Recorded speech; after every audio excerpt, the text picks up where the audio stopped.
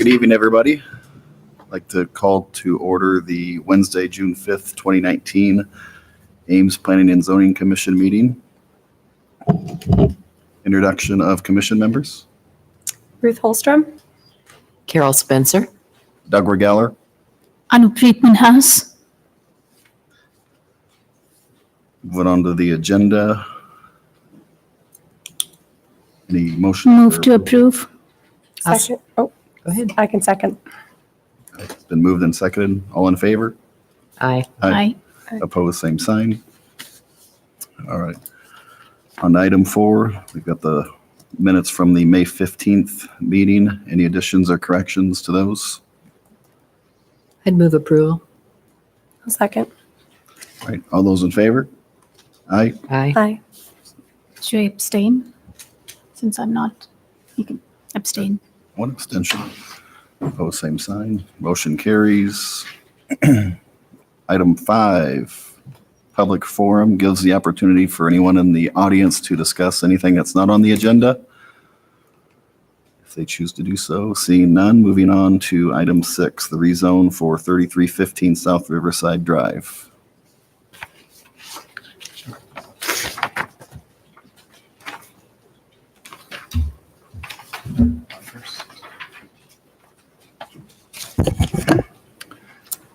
Good evening, Commission. Tonight, the Iowa State Research Park has proposed to complete the rezoning of property that's known as the Phase 3 expansion area of the Research Park. There was one older farmstead that was not under their ownership at the time. They moved to expand a few years ago to the south. They now have acquired it. It's been known as the Riley Farm. It's currently zoned ag. The proposal is to go to Research and Innovation Park District zoning, which would be consistent with the land that is also around it. We're recommending approval as being consistent with the intent of the expansion of the park and the land use policy plan. All right. Any questions for staff from the commission? All right. Hearing none, is there anyone from the audience that has any questions or comments on the item before the commission? Any final? If not, I'd entertain a motion. I guess I would move that the Planning and Zoning Commission recommend that City Council approve the request to rezone 2.57 acres of the property at 3315 Riverside Drive from agricultural to Research Park Innovation District. I'd second that. All right, the motion's been moved and seconded. All those in favor, signify by saying aye. Aye. Aye. Aye. Opposed, same sign. Motion carries. Item number 7, Ferguson annexation. Yeah, this is an annexation that actually involves 11 property owners and 18 properties. And Ferguson is one of them. And they're the ones that kind of have initiated this process. And they're shown here in the gray color. This is University Boulevard. This is Oakwood Road. And then on the west, it's Cedar Lane. So there's a combination of vacant land, agricultural land, and some land developed with single-family homes. There's a total of about 156 acres. And in the Ames urban fringe, which is the 2-mile area surrounding Ames,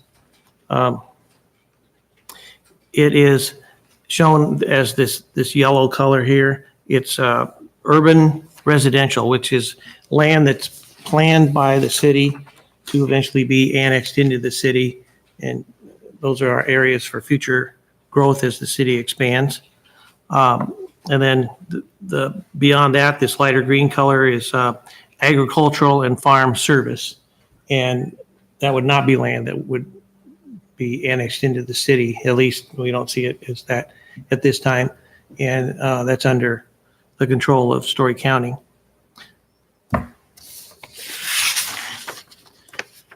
And the land use policy plan designates this area as, well, it's an allowable growth area. It's called Southwest 2. So that is planned for future growth of the city, and it's designated on the land use policy plan as village/suburban residential. And that would be consistent with the urban residential designation in the Ames Urban Fringe. So the land use map and the Ames Urban Fringe maps coordinate that way. The zoning of the land as it comes into the city would be agricultural, automatically zoned as agricultural.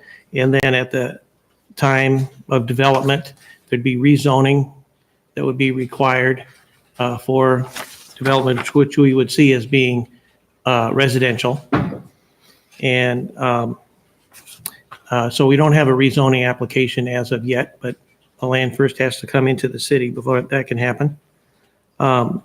This land is also within 2 miles of Kelly. And so it's within their planning area as well, a portion of it.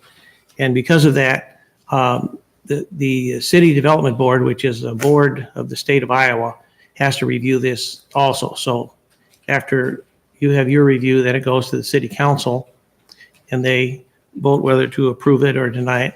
Then it goes to the City Development Board in Des Moines, and they have the final decision on whether it's annexed into the city.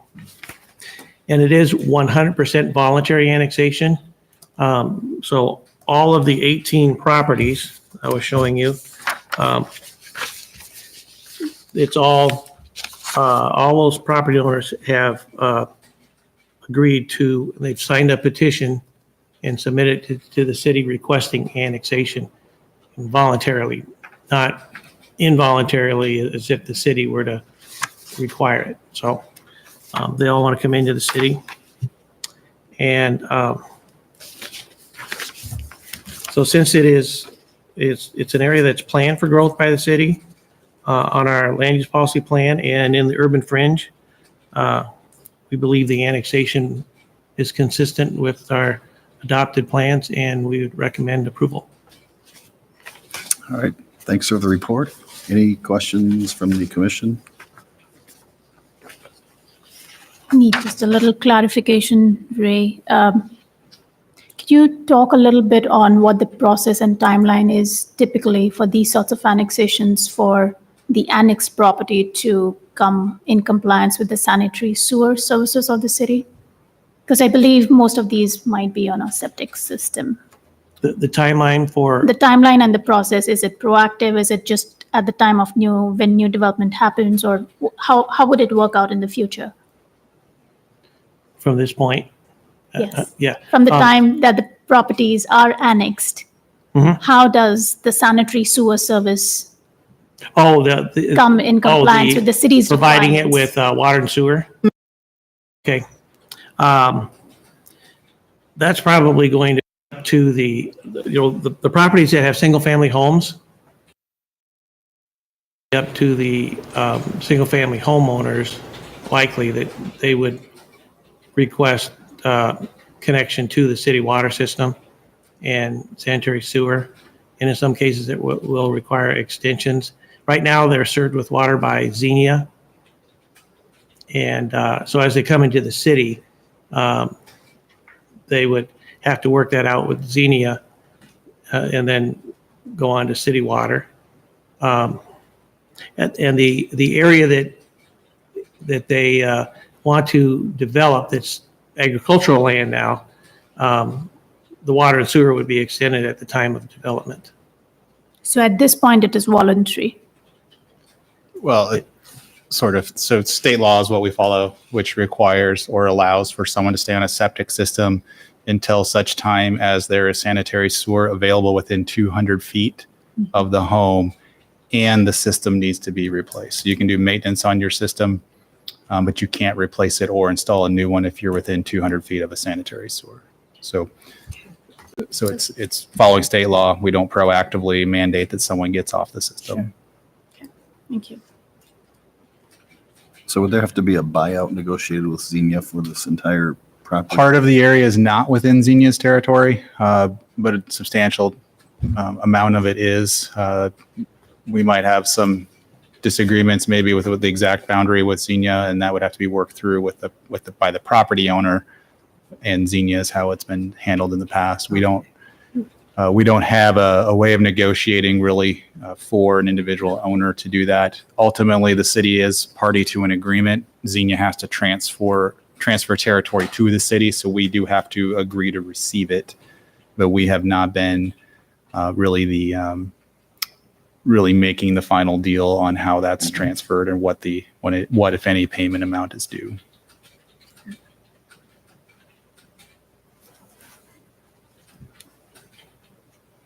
Any other questions for I don't think staff? so. Those were my two questions. Yeah. Anyone from the audience have any questions or comments regarding the annexation or proposed annexation? Hello, State your- council. State your name and. My name is Stephen Legge. I'm a property owner off of White Oak Drive on the corner.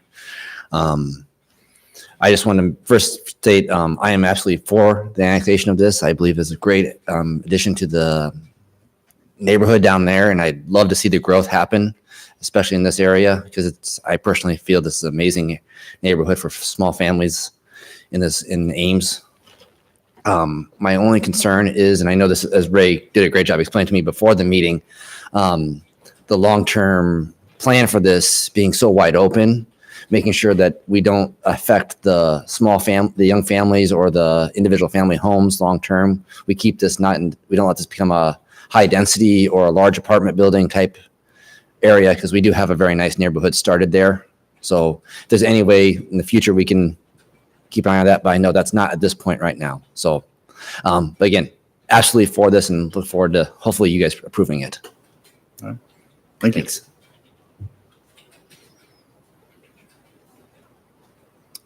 Anyone else care to speak? All right. If not, any final discussion or comments from the commission?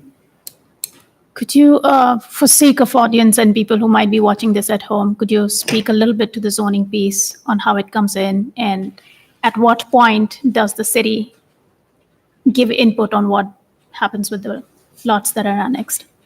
So assuming this gets approved and goes to the state and gets approved, so it'll be later as early as this fall, where a actual rezoning petition could be submitted. It's highly unlikely it'll be a petition for all the land at one time. It'll be most likely driven by a single property owner, maybe a couple of property owners interested in pursuing development in the near term. Most of the other property owners are probably fine just living with agricultural zoning, which allows for a home and what they've been doing in the county to continue. So when that comes through, it'll be a separate public hearing process. The land use policy plan would allow for consideration of three types of zoning districts. The applicant gets to propose those, and the city will review that to see how it meets what our expectations are for the housing needs of the city. The choices could be a planned residence district, which allows for some flexibility of housing types and lot sizes and arrangement of uses. Floating suburban is what floating suburban low density residential is what the single family neighborhoods to the north of here are in the Ringenberg area and on the White Oak Suncrest area there. And then there's FSRM, which is a zone that can allow for small apartment buildings, which is what the buildings that are off of Oakwood on Bobcat. Those are the three zoning choices that someone could propose. The city's not obligated to rezone those. We have discretion on recommending and approving what type of zone we think best serves the housing needs of the city at the time of that request. Anything with true high density apartments would require an amendment to the land use plan to change from a floating suburban designation to something that allows for higher density development, which would be a whole separate process and evaluation before you could get into the review of the rezone itself. Okay.